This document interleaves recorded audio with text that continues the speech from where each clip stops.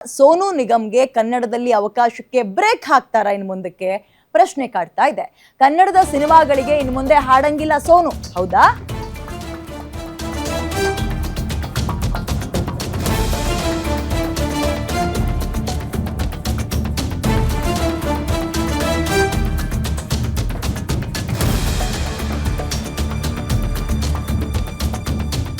ಕನ್ನಡದ ಸಿನಿಮಾಗಳಲ್ಲಿ ಇನ್ನು ಮುಂದೆ ಹಾಡಂಗಿಲ್ಲ ಸೋನು. ಕನ್ನಡದ ಬಗ್ಗೆ ನಾಲಿಗೆ ಹರಿಬಿಟ್ಟಿದ್ರು. ಈಸ್ಟ್ ಪಾಯಿಂಟ್ ಕಾಲೇಜಿನಲ್ಲಿ ಒಂದು ಕಾರ್ಯಕ್ರಮಕ್ಕೆ ಕರೆಸಿದ ಸಂದರ್ಭದಲ್ಲಿ ಇದೀಗ ಆತನಿಗೆ ಶಾಕ್ ಕೊಡಕ್ಕೆ ಗಾಯಕನಿಗೆ ಮುಂದಾಗ್ತಾ ಇದೆ ಫಿಲ್ಮ್ ಚೇಂಬರ್. ಕೆಲವೇ ಕ್ಷಣಗಳಲ್ಲಿ ಒಂದು ಮೀಟಿಂಗ್ ಅನ್ನು ಆಯೋಜನೆ ಮಾಡಿದ್ದಾರೆ. ಸಂಗೀತ ನಿರ್ದೇಶಕರ ಜೊತೆಗೆ ಇವತ್ತು ಒಂದು ಹೈ ವೋಲ್ಟೇಜ್ ಮೀಟಿಂಗ್, ಮಹತ್ವದ ಮೀಟಿಂಗ್ ಇದು.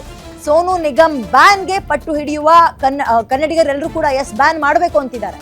ಸಭೆ ಬಳಿಕ ಫಿಲ್ಮ್ ಚೇಂಬರ್ನಿಂದ ಅಧಿಕೃತವಾಗಿ ನಿರ್ಧಾರವನ್ನ ಘೋಷಣೆ ಮಾಡ್ತಾರೆ. ಮಗದೊಂದು ಕಡೆ ಕಾನೂನಾತ್ಮಕವಾಗಿ ಅವರ ವಿರುದ್ಧ FIR ಆಗಿದೆ. ಟೈಮ್ ಕೊಟ್ಟಿದ್ದಾರೆ, ಇಷ್ಟು ದಿನದಲ್ಲಿ ಬಂದು ಉತ್ತರವನ್ನ ಕೊಡಿ ಅಂತ. ಅದರ ಬೆನ್ನಲ್ಲೇ ಇದೀಗ ಫಿಲ್ಮ್ ಚೇಂಬರ್ ಒಂದು ದಿಟ್ಟ ಹೆಜ್ಜೆಯನ್ನ ತೆಗೆದುಕೊಳ್ಳುತ್ತಾ ಇನ್ನು ಮುಂದಕ್ಕೆ ಕನ್ನಡದಲ್ಲಿ ಸೋನು ನಿಗಮ್ ಅವರು ಹಾಡಲ್ವಾ? ಓಕೆ, ಈಗ ಆಲ್ರೆಡಿ ಹಾಡಿರುವಂತಹ ಹಾಡುಗಳನ್ನು ಬ್ಯಾನ್ ಮಾಡ್ತಾರಾ? ಯಾವುದಾದ್ರೂ ಅಷ್ಟೊಂದು ಗಂಭೀರವಾದಂತಹ ಆಕ್ಷನ್ ತಗೊಳ್ತಾರ ಸೋನು ನಿಗಮ್ ಮೇಲೆ?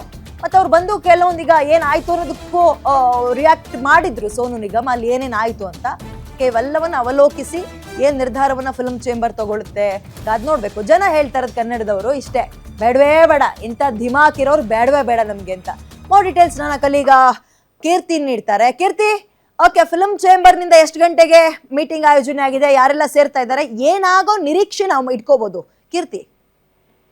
ಸದ್ಯಕ್ಕೆ ಆಫ್ ರೆಕಾರ್ಡ್ ನಲ್ಲಿ ಚರ್ಚೆಯನ್ನ ಮಾಡ್ತಿರುವಂತದ್ದು ನರಸಿಂಹಲು ಅವರು ಇರಬಹುದು, ಜೊತೆಗೆ ನಿರ್ಮಾಪಕ ಸಂಘದ ಅಧ್ಯಕ್ಷ ಉಮೇಶ್ ಬಣ್ಕರ್ ಹಾಗೂ ನಿರ್ಮಾಪಕ ಉದಯ್ ಕೆ ಮೆಹ್ತಾ ಇರ್ಬೋದು, ಸಿಂಗರ್ ಶಮಿತಾ ಮಲ್ನಾಡು, ಪ್ರತಿಯೊಬ್ರು ಸೇರ್ಕೊಂಡು ಈ ಒಂದು ಚರ್ಚೆ ಮಾಡ್ತಾ ಇರುವಂತದ್ದು. ಇನ್ನು ಸ್ವಲ್ಪ ನಿಮಿಷಗಳಲ್ಲೇ ಗೊತ್ತಾಗುತ್ತೆ ಅವ್ರ ತೀರ್ಮಾನ ಏನು ಅಂದ್ರೆ. ಆಲ್ಮೋಸ್ಟ್ 90% ಬ್ಯಾನ್ ಮಾಡ್ಬೇಕು ಅಂತ ಅವರು ಸಹ ಫಿಕ್ಸ್ ಆಗಿರುವಂತದ್ದು. ಈ ಹಿಂದೆ ಕೂಡ ಸೋನು ನಿಗಮ್ ಅವರು ಸಾಕಷ್ಟು ವಿವಾದಗಳನ್ನ ಮಾಡ್ಕೊಂಡಿರುವಂತದ್ದು. ಜೊತೆಗೆ ನಾನು ಕನ್ನಡ ಹಾಡೋದಿಲ್ಲ ಅನ್ನುವಂತ ಒಂದು ಹೇಳಿಕೆಯನ್ನು ಸಹ ಈ ಹಿಂದೆ ಕೊಟ್ಟಿದ್ರು ಅನ್ನುವಂತ ಚರ್ಚೆ ಸಹ ಸಭೆಯಲ್ಲಿ ಆಗ್ತಿರುವಂತದ್ದು. ಸೊ ಈ ಎಲ್ಲಾದ್ರ ಬೇಸ್ ಮೇಲೆ ಏನ್ ನಾವು ನೆಕ್ಸ್ಟ್ ಡಿಸಿಷನ್ ತೆಗೆದುಕೊಳ್ಬೇಕು ಅನ್ನುವಂಥದ್ದನ್ನ ಅವರು ತೀರಾ ಸೀರಿಯಸ್ ಆಗಿ ಚರ್ಚೆಯನ್ನ ಮಾಡ್ತಿದ್ದಾರೆ. ಹಾಗಾಗಿ ಇನ್ನು ಮುಂದಿನ ದಿನಗಳಲ್ಲಿ ಸೋನು ನಿಗಮ್ ಅವರು ಕನ್ನಡಕ್ಕೆ ಹಾಡ್ತಾರಾ ಅಥವಾ ಬ್ರೇಕ್ ಬೀಳುವಂತಹ ಸಾಧ್ಯತೆಗಳು ಎಷ್ಟಿವೆ ಅನ್ನುವಂಥದ್ದು ಪ್ರತಿಕ್ರಿಯೆ ಸಿಗುತ್ತೆ ಅವ್ರೆ. ಇದೆಲ್ಲ ಆದ್ಮೇಲೆ ಅಂದ್ರೆ ಈಸ್ಟ್ ಪಾಯಿಂಟ್ ಕಾಲೇಜಲ್ಲಿ ಗಲಾಟೆ ಅಥವಾ ಈ ರೀತಿಯದ್ದೆಲ್ಲ ಆದ್ಮೇಲೆ ಸೋನು ನಿಗಮ್ ಅವರು ಮತ್ತೇನಾದ್ರೂ ರಿಯಾಕ್ಷನ್ ಕೊಟ್ಟಿದ್ದೀರಾ ಕೀರ್ತಿ?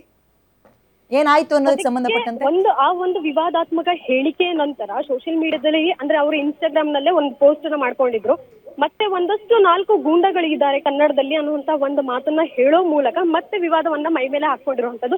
ಅವ್ರು ಕ್ಷಮೆ ಕೂಡ ಕೇಳಿಲ್ಲ. ಅದ್ರಲ್ಲಿ ಕ್ಷಮೆ ಕೇಳದಿದ್ರು ಪರವಾಗಿಲ್ಲ, ಆದ್ರೆ ಕನ್ನಡದವ್ರನ್ನ ಮತ್ತೆ ಗೂಂಡಾಗಳು ಅನ್ನುವಂತ ಹೇಳಿಕೆ ಯಾಕೆ ಕೊಡ್ಬೇಕಿತ್ತು? ಪದೇ ಪದೇ ಯಾಕೆ ಕೆಡಕ್ತಾ ಇದ್ದಾರೆ ಕನ್ನಡದವ್ರನ್ನ? ಇಷ್ಟ ಇಲ್ಲ ಅಂತ ಹೇಳಿದ್ರೆ ಬೆಂಗಳೂರಿಗೆ ಅವ್ರು ಯಾವುದೇ ರೀತಿಯ ಶೋಗೆ ಬರಬಾರ್ದಿತ್ತು, ಕನ್ನಡ ಹಾಡನ್ನ ಹಾಡಬಾರ್ದಿತ್ತು. ಈ ಹೇಳಿಕೆ ಕೊಟ್ಟು ಅನ್ನಿಸ್ಕೊಳ್ಳುವಂತದ್ದು ನಮಗೇನಿದೆ ಅನ್ನುವಂತಹ ತೀವ್ರ ಆಕ್ರೋಶ ಈಗ ಹೊರ ಬರ್ತಿರುವಂತದ್ದು. ಒಟ್ಟಿನಲ್ಲಿ ಅಂತಾರಾಷ್ಟ್ರೀಯ ಮಟ್ಟದಲ್ಲಿ ಒಂದು ಸಿಕ್ಕಾಪಟ್ಟೆ ಚರ್ಚೆ ಆಗ್ತಿರುವಂತ ರೀತಿನಲ್ಲಿ ಇರುವಂತದ್ದು ಸುದ್ದಿ ಆಗಿರೋದ್ರಿಂದ ಸೋನು ನಿಗಮ್ ಅವರು ಸಹ ಅಲ್ಲಿ ಯಾವ ರೀತಿ ನಿರ್ಧಾರವನ್ನ ಕರ್ನಾಟಕದಲ್ಲಿ ತೆಗೆದುಕೊಳ್ತಾರೆ, ಇನ್ ಮುಂದೆ ಕನ್ನಡ ಹಾಡನ್ನ ಹಾಡ್ಬೇಕಾ ಬೇಡವಾ, ಅಥವಾ ಇಲ್ಲಿ ಇರುವಂತಹ ನಿರ್ಮಾಪಕರು ನಿರ್ದೇಶಕರು ಈಗಾಗಲೇ ಅವ್ರನ್ನ ಬುಕ್ ಮಾಡ್ಕೊಂಡಿರುವಂತದ್ದು ಮುಂದಿನ ಸಿನಿಮಾಗಳಿಗೆ. ಹೀಗಾಗಿ ಆ ಸಿನಿಮಾಗಳ ಮೇಲೆ ಯಾವ ರೀತಿ ಹೊಡೆತ ಬೀಳುತ್ತೆ, ಅವ್ರ ಅಡ್ವಾನ್ಸ್ ಬುಕಿಂಗ್ ಈಗಾಗಲೇ ಅಮೌಂಟ್ ಸಹ ತೆಗೆದುಕೊಂಡಿರುವಂತದ್ದು, ಪೇಮೆಂಟ್ ಸಹ ಮಾಡಿಸ್ಕೊಂಡಿದ್ದಾರೆ. ಸೊ ಇದೆಲ್ಲ ಯಾವ ರೀತಿ ಪ್ರಾಸೆಸ್ ಮುಂದುವರಿತಾ ಅನ್ನೋದನ್ನ ಕಾದ್ ನೋಡ್ಬೇಕಾಗಿದೆ. ಈ ರೀತಿ ಧಿಮಾಕಿನ ಮೇಲೆ ಧಿಮಾಕು ಅಂದ್ರೆ ಬಹುಶಃ ಇವತ್ ಮೀಟಿಂಗ್ ಆಗ್ತಿರೋದು ಇಟ್ಸ್ ಟೂ ಲೇಟ್ ಅಂತ, ಇನ್ನು ಅರ್ಲಿಯಾಗಿ ಡಿಸಿಷನ್ ತಗೊಳ್ಬಹುದಿತ್ತ ಅಂತ ಕೀರ್ತಿ. ಯಾಕಂತ ಹೇಳಿದ್ರೆ ಒಂದ್ ಯೋಚನೆ ಮಾಡ್ಬೇಕು, ಕನ್ನಡ ಸೋನು ನಿಗಮ್ ಅವರಿಗೆ ಅನಿವಾರ್ಯನ ಅಥವಾ ಕನ್ನಡ ಇಂಡಸ್ಟ್ರಿಗೆ ಅವ್ರ ಅನಿವಾರ್ಯ ಜಾಸ್ತಿನ? ಯೋಚನೆ ಮಾಡಿ ಬೇಗ ಒಂದು ಡಿಸಿಷನ್ ತಗೋಬೇಕಾ ಅಂತ ಅಲ್ವಾ? ಹೊಸ ಪ್ರತಿಭೆಗಳು ಖಂಡಿತವಾಗ್ಲೂ ನಮ್ಮ ಕನ್ನಡ ಚಿತ್ರರಂಗದಲ್ಲಿ ಇದ್ದಾರೆ. ಆದ್ರೆ ಎಲ್ಲೋ ಒಂದ್ ಕಡೆ ಅವ್ರಿಗೆ ಅಡಿಕ್ಟ್ ಆಗ್ಬಿಟ್ಟಿದ್ದಾರೆ. ಆ ವಾಯ್ಸ್ ಇದ್ರೇನೆ ನಮ್ಮ ಕನ್ನಡ ಚಿತ್ರರಂಗದಲ್ಲಿ ಆಡಿಯನ್ಸ್ ಕನೆಕ್ಟ್ ಆಗಿರೋದ್ರಿಂದ ಅಡಿಕ್ಟ್ ಆಗಿರೋ ರೀತಿ ಅವರ ವಾಯ್ಸ್ ನೇ ಗುಣುಕ್ತಾ ಇರ್ತಾರೆ. ಸೊ ಹಾಗಾಗಿ ಅವರೇ ಬೇಕನ್ನೋ ರೀತಿಯಲ್ಲಿ ಇವ್ರು ಡಿಮ್ಯಾಂಡ್ ಕ್ರಿಯೇಟ್ ಮಾಡಿರೋದು ಹೊರತಾಗಿ ಅವರ ಪ್ರತಿಭೆ ಖಂಡಿತವಾಗ್ಲೂ ಇದೆ. ಆದ್ರೆ ಅವರು ಡಿಮ್ಯಾಂಡ್ ಕ್ರಿಯೇಟ್ ಮಾಡ್ಕೊಂಡಿರೋದಲ್ಲ. ಇಲ್ಲಿರುವಂತಹ ನಿರ್ದೇಶಕ, ನಿರ್ಮಾಪಕರು, ಮ್ಯೂಸಿಷಿಯನ್ಸ್ ಎಲ್ಲರೂ ಅವ್ರಿಗೆ ಡಿಮ್ಯಾಂಡ್ ಕೊಟ್ಟಿರುವಂತದ್ದು, ಅದು ಟ್ರೆಂಡ್ ಅವರು ಮಾಡಿರುವಂತದ್ದು. ಅವರ ಪ್ಲೇಸ್ ನ ರೀಪ್ಲೇಸ್ ಮಾಡುವಂತಹ ಪ್ರತಿಭೆಗಳು ಸಾಕಷ್ಟು ಕನ್ನಡದಲ್ಲಿ ಈಗಲೂ ಸಹ ಇದ್ದಾರೆ. ನನಗಷ್ಟೇ ಮಾಹಿತಿ ಬಂದಿರೋದು ಏನಂದ್ರೆ ಒಂದಷ್ಟು ನಿರ್ದೇಶಕರು ಸಹ ಈ ಹಿಂದೆ ಕೂಡ ಆಫ್ ದಿ ರೆಕಾರ್ಡ್ ಮಾತಾಡೋ ಸಂದರ್ಭದಲ್ಲಿ ಹೇಳ್ತಿದ್ರು, ಸೋನು ನಿಗಮ್ ಅವರ ವಾಯ್ಸ್ ಕೊಡೋಕಿನ ಮುಂಚೆ ಈ ಒಂದು ಹಾಡಿಗೆ ಟೆಸ್ಟಿಂಗ್ ನಡೆದಿತ್ತು, ತುಂಬಾ ಚೆನ್ನಾಗಿ ಹಾಡಿರುವಂತಹ ಹೊಸ ಪ್ರತಿಭೆಗಳು ಸಹ ಇದ್ದಾರೆ. ಆದ್ರೆ ಎಲ್ಲೋ ಒಂದ್ ಕಡೆ ಸೋನು ನಿಗಮ್ ಅನ್ನುವಂತಹ ಒಂದು ಬ್ರ್ಯಾಂಡ್ ನೇಮ್ ತಗೊಂಡ್ರೆ ಈ ಸಾಂಗ್ ಹಿಟ್ ಆಗುತ್ತೆ, ಆ ಒಂದು ಹೆಸರಿಂದ ಹಿಟ್ ಆಗುತ್ತೆ, ಜನ ಕೇಳ್ತಾರೆ ಅನ್ನೋ ಒಂದು ಕಾರಣಕ್ಕೋಸ್ಕರ ಹೊಸ ಪ್ರತಿಭೆನ ಕ್ಯಾನ್ಸಲ್ ಮಾಡಿ ಆ ಒಂದು ಹಾಡಿಗೆ ಅವ್ರ ಕಂಠವನ್ನ ಕೊಡ್ತಿರೋಂಥದ್ದು. ಧನ್ಯವಾದ ಡೀಟೇಲ್ಸ್ಗೆ. ಸಂಗೀತಕ್ಕೆ ಅಥವಾ ಮ್ಯೂಸಿಕ್ಗೆ ಗಡಿನೇ ಇಲ್ಲ ಅಂತಾರೆ, ಬಟ್ ಈ ರೀತಿ ದಿಮಾಗ್ ತೋರಿಸಿದಾಗ ಅಗತ್ಯ ಏನಿದೆ? ತಗೋಬೇಕು ಸರಿಯಾದ ಡಿಸಿಷನ್ನ.